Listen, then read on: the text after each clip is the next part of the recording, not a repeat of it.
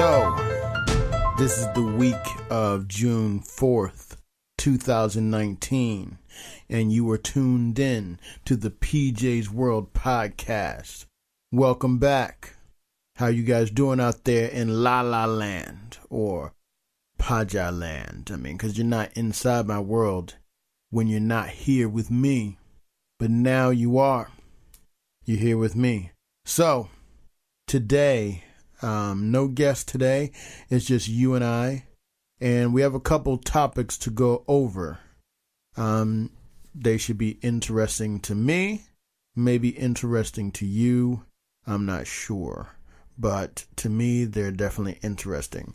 Remember, there are a lot of trending topics and world topics that are going on inside the world, in the not PJ's world. But we're not going to talk about those. Remember, we're going to talk about what I want to talk about. And you can listen, or you can not listen. It doesn't matter. It does matter. Maybe it doesn't. I don't know. So anyway, we're going to get started. And I hope you guys liked the last episode. The last episode, we had a special guest. And got a lot of good feedback off of it. But also got bad feedback of it. They didn't like my guest. I don't understand why. I kind of understand why. Because he didn't, add anything to the conversation or add anything. It didn't stimulate you. And I know you guys enjoyed the stimulating conversation that I have for you. So, let's do this.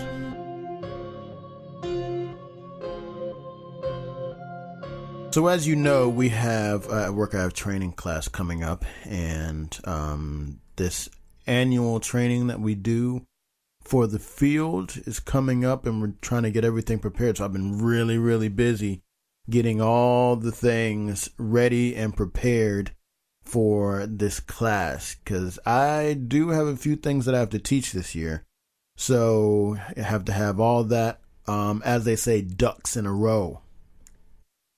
But, as I like to say, the ducks don't quack unless you hit them with that smack. Gotta hit them with that smack, man. Gotta put that needle up in there and squeeze it out, if you want them ducks to quack so they can all be in a row. Because, honestly, we've seen ducks walk, and while they walk in kind of a row, it's not really a real row. It's not like a straight line. It's more like a zigzaggy, and then you got the mom, and there's always that one ugly duckling. And I'm saying ugly duckling, not because it's ugly, but it's that one duckling that is out of position. It's just walking like it's a little bit high or something. It's off to the side. It looks like it's got a bump on its neck. And it can't walk straight, And so if you want them all to walk in the correct manner, you're only as strong as your weakest link. So you have to get them all smacked up so that they can all walk just like that ugly duckling. You know what I'm saying? It's got to be like ugly. Anyway, I saw some ducks yesterday. I apologize for that, and it made me think of it. And when I said quack and then smack, images come into your mind, and that's what it did for me.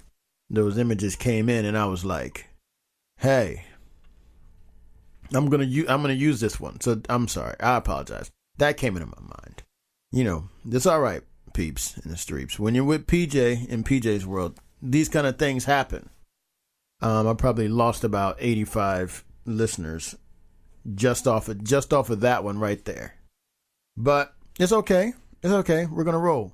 So you remember in episode 1 we were talking about my lung problems and blah, blah, blah, blah. But I was just listening. I did the intro and I was listening to it. And yeah, you can hear my breathing a lot. So just bear with that.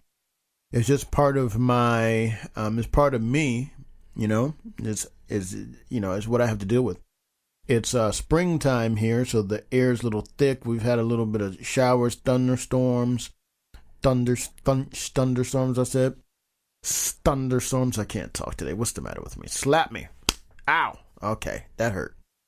Get a lot of thunderstorms and things. Pollen is moving around. I don't know. The air is thick. You know, it's making me have a little thickness in my lungs. But we're going to boil through this like we're pink shrimp or gray shrimp. I don't remember which one it is. Cooked is pink, I think. And raw is gray. So we're going to boil through it like some pink shrimp. Bump through this like a line on a table. Boil like some pink shrimp. I think it's the... I get confused. I go to the store and I see them and I don't know which one to get. You know, I'm like, excuse me. Now, I know what you're thinking out there. It's written on the package. And all you have to do is read it. But look, when I go to the grocery store, I ain't about to do no reading. It's not time to do reading. All the reading you should have been done before you get in the grocery store. You got your little list. You know what you're getting. You go and get it. Why you got to read once you get in the grocery store? You should maybe just have some beeps or something in there so that you don't have to read. I don't got time to read. I need to be able to look at it, identify it quickly so that I can get in and get out of that godforsaken place. Yeah, talking about the grocery store. This terrible, terrible place. I've seen people, they like to go up and down each and every aisle. Like they're stuck on a string. Look, cut the string. Get off of there. Cut the string and get out of there. Because it's a place where all your dreams and hopes go to die. It's a place where you enter in and you're like hopeful. Like, I'm going to take on the world. And by the time you leave out of there, you're broke. And you have... I mean, how many times you've gone into the grocery store and you're like, I'm just buying 2 things, and you leave with like 10 things or 20 things because you see something. Fight it, man. Fight it. It's not that important. Just get out of there. Get what you need and get out. You didn't need it before you went in. How all of a sudden do you need it? They create the demand. They create the demand and make you feel like you need it, but you don't. I mean, it's only my opinion, of course. This is what I'm thinking. You know, when I go in and then I get out, or I try to. I don't usually go in looking for one thing and get something else. I'm usually pretty good about that. But the part that I'm not good at is going in and coming out with exactly what I needed. It's always wrong in some kind of way, you know, but I don't blame it on myself. I blame it on the imperfect information theorem. And it goes a little something like this. Someone gives you a list or tells you what to get, right? And you're assuming when you go in there that what's going to be on the shelf or in the freezer or whatever it is going to be the item that they wrote on there, right? Let's say, give you an example. All right. You go in the grocery store and you're looking for, you look on the list, it says vanilla ice cream. Simple. Go in, get the vanilla ice cream and get out. Right? Wrong. You get in there and there's old-fashioned vanilla. There's vanilla bean. There's regular vanilla. And there's another kind of vanilla I just can't remember right now. And then there's all the different brands of vanilla. So you figure, all right, I'm just going to get the cheapest. Or you figure, you know, I know they like this brand. Or I know they like that brand. And they're like that. You know, there's so many choices. And you get back and boom, you have the wrong thing. You see what I'm saying? It's like a circular saw. It's just cutting off one limb at a time. One finger. You can't get it right. That's what I have. Go get some black beans. Get in there. There's black beans in a package. There's black beans in a can. There's black beans in some kind of soup. Which one do I get? I don't know. You see what I'm saying? This is what, this is the black hole that is the grocery store. So this is what happens to me. And this is the imperfect information theorem. You give me imperfect information and out comes imperfect groceries.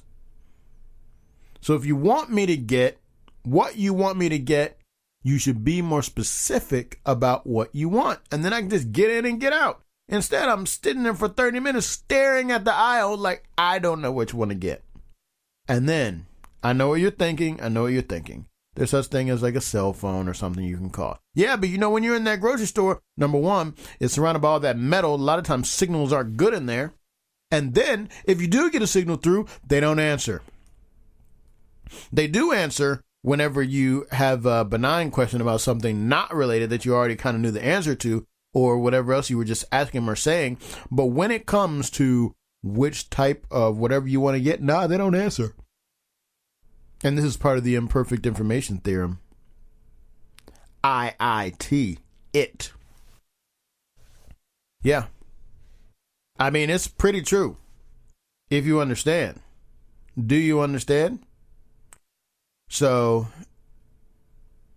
what I'm trying to say is, stop going into the grocery store. Just starve. Just starve. Or eat out or something. I don't know. But that's not even what I wanted to talk about today. That just kind of came. I don't even know how we went down this rabbit hole. It was like a hole. And you know what? For that matter, has anyone ever seen a rabbit hole? We say, going down the rabbit hole. But has anyone actually ever seen a rabbit hole? I mean, I've never seen a rabbit hole, and I've seen lots and lots of rabbits. Do they actually live in holes? Or is it a specific type of rabbit that lives in these holes? You know what I mean? It's like the drunk rabbit that fell in the hole, and then somebody saw it and said, "Oh, rabbits live in holes, going down the rabbit hole." Kind of like Alice in Wonderland. Maybe it's cartoons screwed us up. We're watching too many cartoons and we're like, oh yeah, rabbits live in holes. Rabbits don't live in holes. I don't know where they live because I haven't never seen them sleep. I've seen them scream. Have you ever heard a rabbit scream? Yeah, it's freaky, man. They scream. You didn't think that rabbits made noises, but rabbits can talk. And when they scream, it sounds like nails on a chalkboard mixed with a bald eagle. It's like,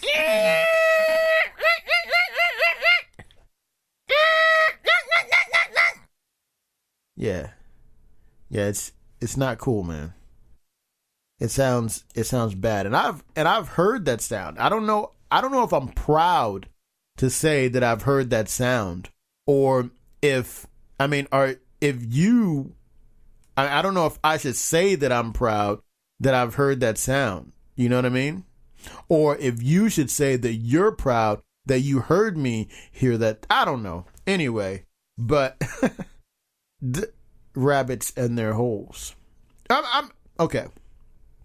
I'm sure some rabbits live down some holes. But did they make the hole? Did they dig the hole? Do they have digging paws? Maybe their back feet, because they're hoppity hop hop hop. Maybe they're like an anchor. The back is like an anchor, and they're able to dig. They're able to dig deep. I don't know. I'm trying to. I don't even know what I'm thinking. Do I need to even think about this? Is this something that I need to think about? I don't know. I don't know.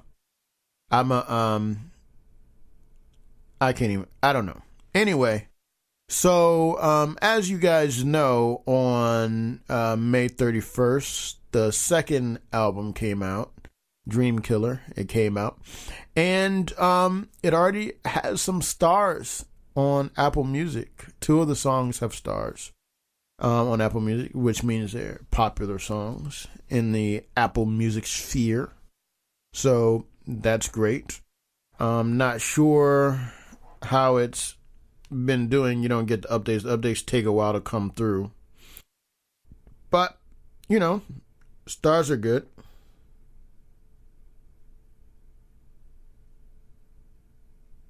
I think. As far as I know.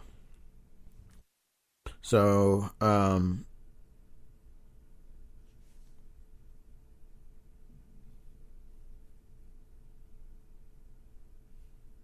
anyway. Yeah, so that's doing good. I got distracted a little bit. You know I get distracted easy. I'm like a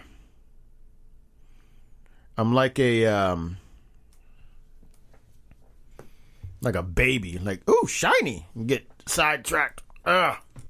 I do. I was checking it again to make sure it was still popular. Because it's only been 6 days. Or 5 days since the release.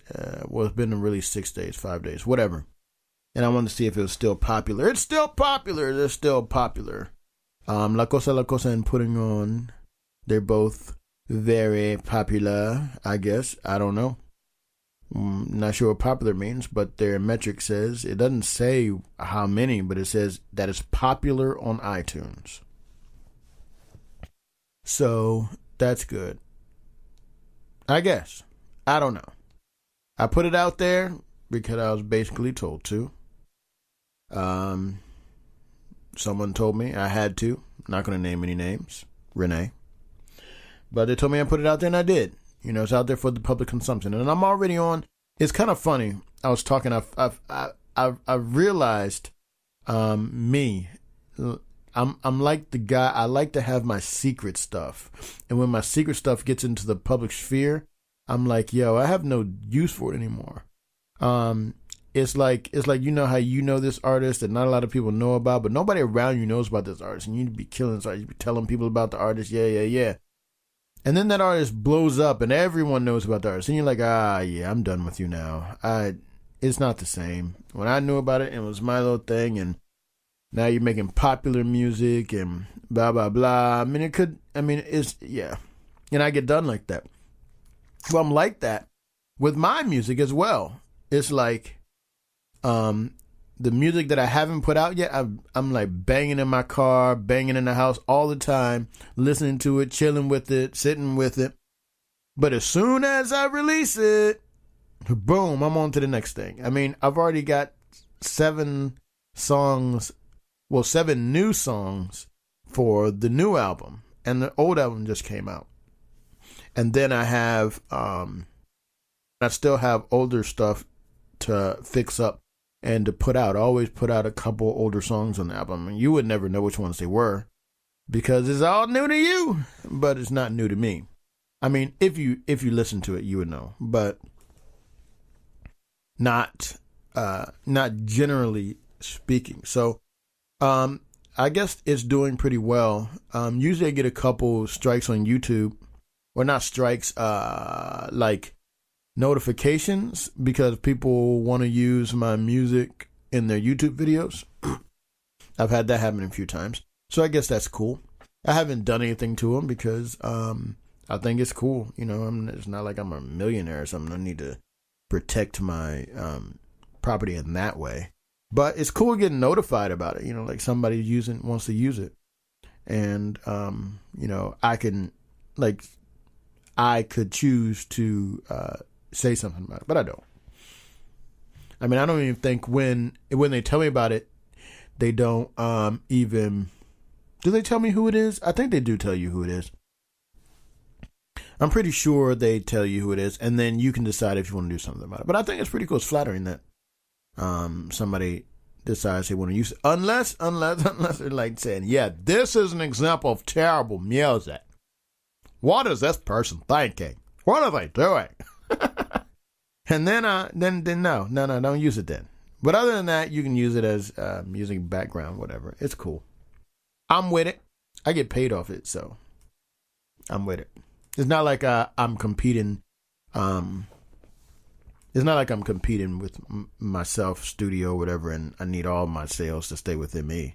You know, if they use it, I'm good with it. I get paid off of it, and I'm happy. I mean, it's more than I would get paid off of it if they didn't use it.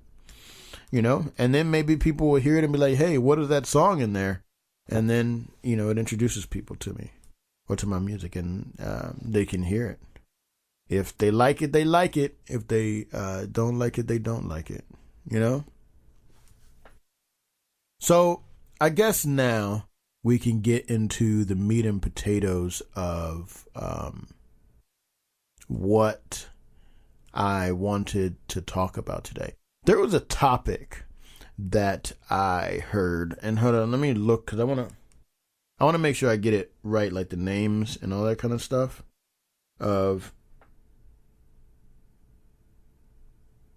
the names of the people, in case you want to hear it yourself and listen to it. What was it called?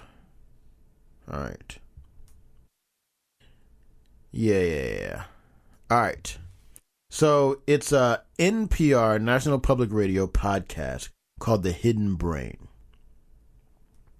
And let's see. Hold on.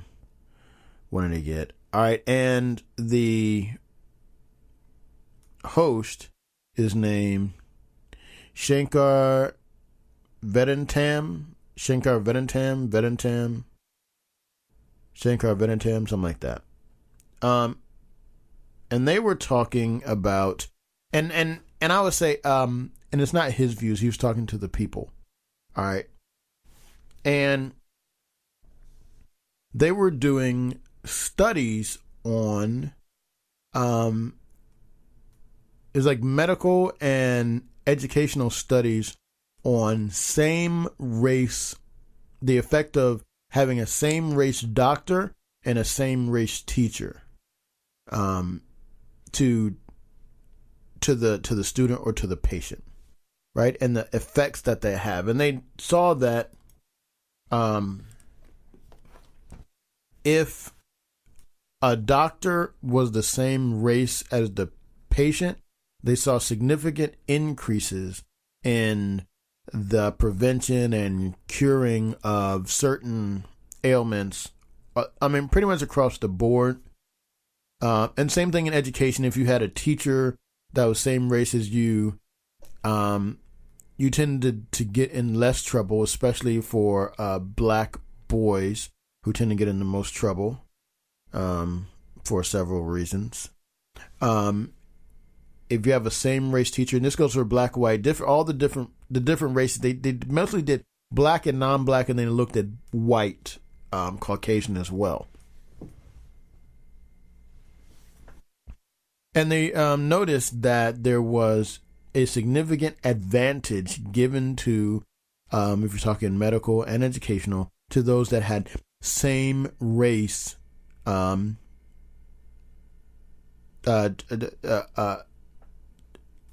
same race, teacher, doctor, whatever. And then they went on to say, it wasn't necessarily the quality of the doctoring, but they were looking at the fact that if you have the same race, a lot of times you have a lot of shared experiences, and you're more likely to listen to that person. You know, if you have, and well, they said you're more likely to listen to them because they have they. Let me give you an example, because I'm not explaining it well. All right, so they did this experiment in the Bay Area where they brought in a lot of doctors, and they went around and got patients, and they randomly assigned them black or non-black doctors, and they gave them a form beforehand and had them fill out the form and say which procedures they would, which screenings they would want to take voluntarily, right? And across the board, usually there were 5 things, and across the board it was like 3 that everyone picked. And so they then they looked, when the doctors came in there to talk to them, they said the doctor needed to convince them to get more screenings, take more tests. And usually it was the more invasive test that they didn't pick at first. And this is usually, it's not across the board. And on average, I can't remember the percentages, but they said it was a significant amount. If it was black on black, white on white, were able to convince them to get the extra screenings. And then when they looked at the notes of the doctors, they noticed something interesting. That in the notes of the same race pairings, the notes wouldn't be about, completely about the medical history or whatever. It would be anecdotes, like this person is about to attend a wedding this weekend. This one just got married. This one just had a kid. This one's going to a concert next weekend. Stuff like that. Suggesting that the same race pairings allowed for they were connecting on a deeper level than just doctor-patient. They were connecting more on a personal level. And when you're talking about trust, if you connect with someone on a more personal level, you trust that they have your well-being better have your well-being in mind or something like that. Like you trust them.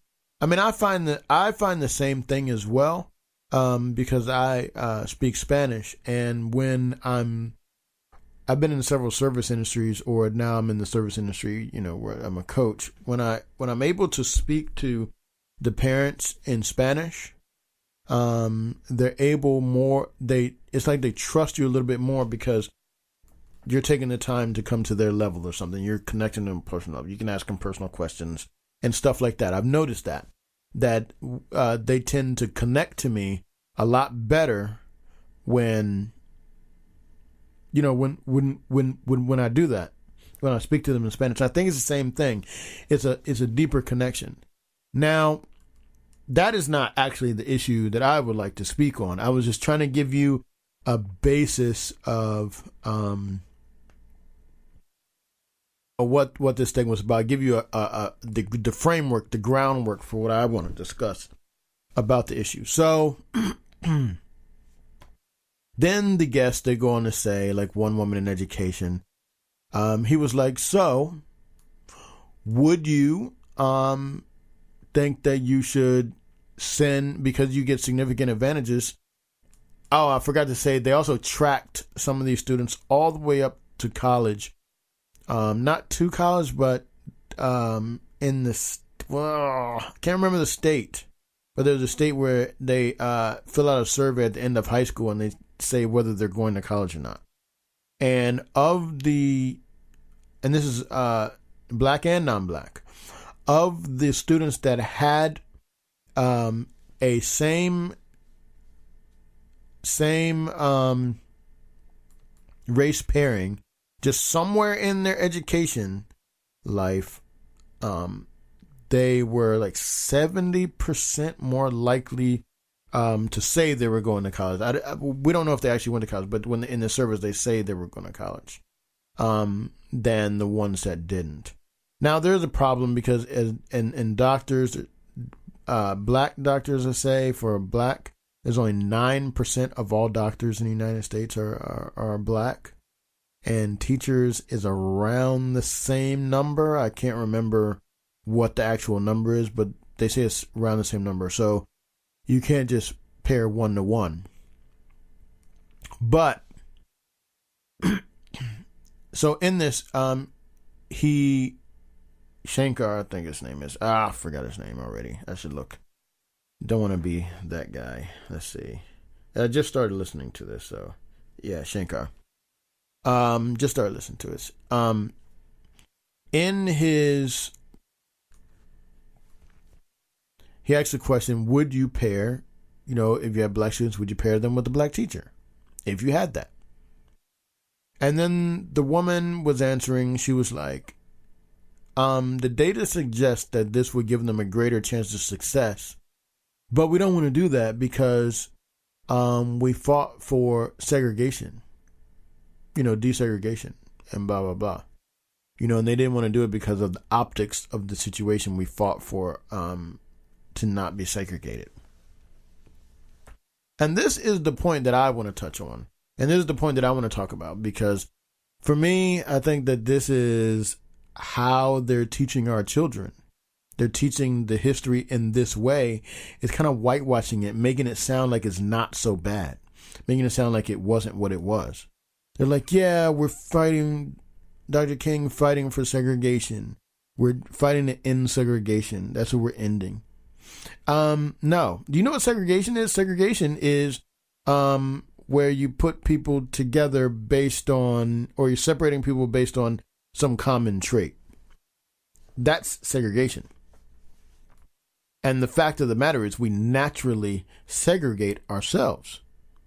You know the old adage, birds of a feather flock together. You know, if you go into a workplace, people naturally segregate themselves.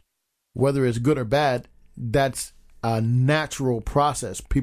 You tend to find people like you and go there, whether it's by race or by sex or by beliefs or by religion or whatever it is. People naturally segregate themselves.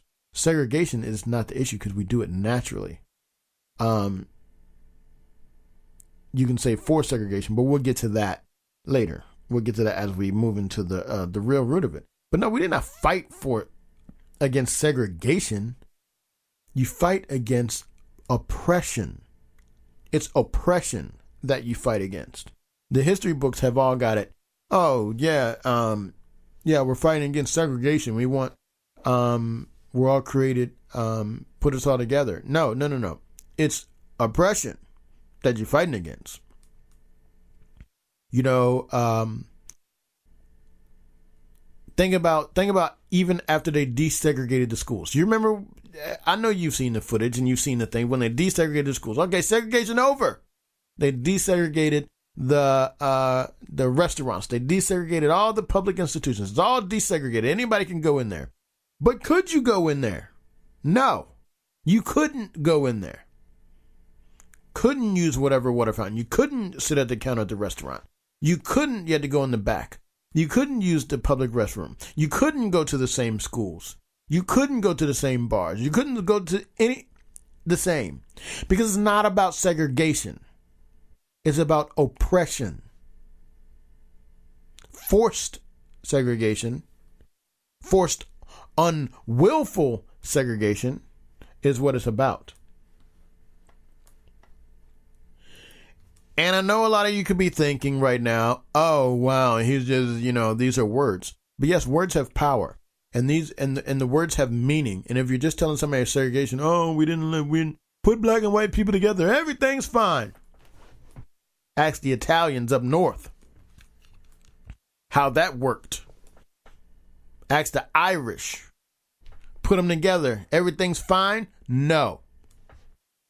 It's about oppression. That's what it's about. It's about ending oppression. When a people or a group of people are oppressed, that is what you're fighting for. Because when you're oppressed, you don't have that hope. You don't have that hope for a better future that you can go. And also, the problem with saying it's all about segregation, that's why everyone thinks that racism is done. That's why everyone thinks that racism is over. That's why everyone thinks that there's not much racism. I mean, they see some now because you have Trump in office and you have brought the alt-right up and blah, blah, blah. But it's how it was able to bubble up because people thought that it was over, that it was done, that it wasn't there. You know why? Because they say we're fighting against segregation. But guess what? Everything's unsegregated now. So, yeah, everything's fine. But it's not, because we weren't fighting against segregation. We're fighting against oppression. Oppressed as a people, being held down. And you know what? Now that they've successfully propagated that campaign, they can go on oppressing you in different ways. Oppressing you in the workplace, oppressing you in the educational institutions, oppressing you in the housing institutions, because they can create different back channel laws and policies that allow them to do it. And this is it's even worse now. Not going to say worse now because it's not the physical assaults and all that kind of thing, but it becomes more systemic because it's more ingrained now. It's deep inside the psyche. A lot of times they don't even know that they're doing it, because remember, birds of a feather flock together. You know? They're like, oh, everything's great now. They have their organizations. They're non-segregated. So now we don't have to watch what we do anymore. Now we can just hire Jimmy over there because he comes from a great family. How many times have you heard that? They like somebody. Oh, he comes from a good family. His people are good. He's good people. A good kid. A good person. Comes from a good background. Who created that background? Where did that background come from? These people that have been groomed by this blood money off the backs of the oppressed. You know? You know where it came from. I don't know if reparations are the answer because, you know, it's hard to take from one to go give to another. But a lot of this systemic wealth and historic wealth and what they have was created off the backs of the oppressed. And that same system, the biases that were created then, are still rampant now. I think that everyone should be aware of Willie Lynch and his speech that he gave on the steps of the courthouse. I can't remember which state. I don't remember that, but Willie Lynch, look him up. You'll find him. He gave a speech talking about how to keep the black people oppressed for more than 400 years. And, you know, he outlined the different steps and things that you need to take, and they have. And he's like, even if they're no longer slaves, they still will be oppressed people if you follow these steps. And he was correct. Things become systemic. You know, same reason you got a white Jesus. And it's accepted. He's white with long hair and a beard. Oh, it's accepted. Now, I'm not going to say he's black like a lot of people like to say he was. But I mean, you know the region that he came from. So, you know, extrapolate from there. But what I'm saying is, it's about oppression. And when they were, and I think the biggest thing that got me when they were talking about, oh, we don't want to segregate, man. It's like, you have a possible solution that you can try, but they're afraid to not be politically correct. They're like, oh, we can't segregate. Why not? I mean, if you know that this provides a better outcome because of the shared experiences, what you're doing is you're using the system again. And this was a person of color that was saying this, you know. You're self-propagating the system, because if you continue the same cycle, then yeah, you're still only going to have 9% black minority teachers. That's what it is. Minority teachers, I think it was, or 9% minority doctors or whatnot. You're going to have that because you're doing nothing. Nothing. I'm not saying that just complete segregation is the answer, but I'm saying you're doing nothing. You're like, oh, well, we can't do that. Oh my goodness. But anyway, I'm not saying that I have the answer. I'm not even saying that I don't know more about this than they do. But when I was listening to this is what struck me, and this is what I felt about it. I wanted to share it with you because I think that I mean, it was an interesting program. I learned a lot, and I was listening, and I learned a lot about the subject. I liked the fact that they did the study. And the doctor that was doing the study is African black doctor, and he was he wants it to be. He wants his people to, because black people tend to die a little bit sooner, and from preventable things, because they just don't go get screened because they don't really trust the medical system. And by the same token, the medical system doesn't trust them, and doesn't want to give them. And I can't remember where I got this from, but it may be from the same program. But they were talking about how you have an opioid crisis that's with white people more, or non-black. And, you can talk about now everybody wants to jump on the bandwagon because it's white people that are having this crisis and not black people. But there's a reason why it's mostly white people that are being affected by the opioid crisis. And it's mainly because doctors won't prescribe opioids to black people. Not won't, but don't. A lot. They prescribe them to white people, but they don't prescribe them to black people. So this is why. It's not because it doesn't affect us. It's because we're not getting prescribed it. Partially because, they don't trust us and we don't trust them. And they keep it that well. And it becomes a self-fulfilling prophecy, self-propagating. It becomes perpetuated out into infinity. So anyway, glad I could get that off my chest. I mean, and I hope it promotes discussion about these few topics that I just broached, because I broached a lot of different topics there and there, but I went on a little bit of a rant. But it's how I've been feeling, for for a while. I don't know. It just triggered something, man, I guess you can say. And speaking of triggers, I went shooting the other day, and I was so off. Man, my balance and my timing and everything was just so off. And I do know why. It's my back. My back has my balance and everything so off.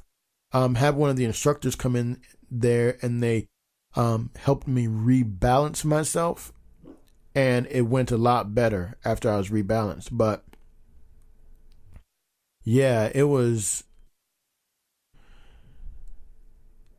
I was off. I was to the left a lot, and which makes sense because it's my left side that's messed up. So I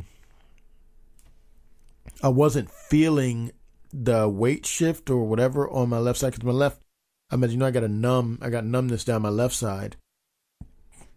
And so it's hard for me to feel that shift. And we're shooting at 50 feet. So it doesn't take a lot of weight transfer or balance transfer to be off because I wasn't off, but I was consistently off. My pairings were consistently, or what do they call them? My triple shots or whatever they call them. My groupings of three were consistently in the same area, but off to the left. Was it left and high or left and low? I can't remember, but they're consistently off. And one of the instructors came in and helped me rebalance myself, and I was able to recenter my shots. Because I used to have really, really good groupings back in the day really, really good groupings before I was injured. But since my injury, things have just been. And then the bracing, is not there. I've been doing bracing exercises, trying to bring my strength up, but I have to be very careful with that, as you already know. I'm not going to go through all that again.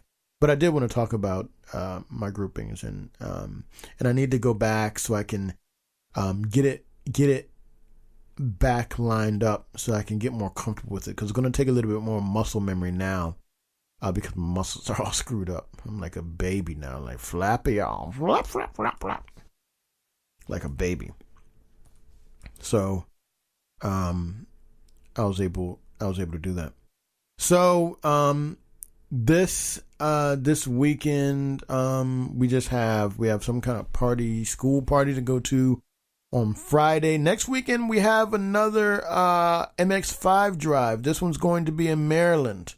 So if any of you listening are Mazda sports car owners, Miata, RX-8, those, come on out. We're going to be in Bowie. Just hit me up and I'll give you the information. And we're going to be in Maryland this time. You can go for a ride. They're pretty fun. We're taking back roads and we're balling out. It's pretty fun. If anybody wants to go, so just hit me up, at on the site, the email address, whatever. PJ39999 @ yahoo.com. That's 5 9s.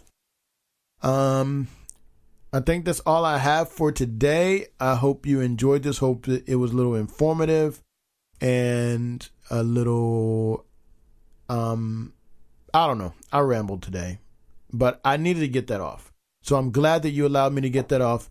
Peeps in the streets, it's PJ's World. I'm out.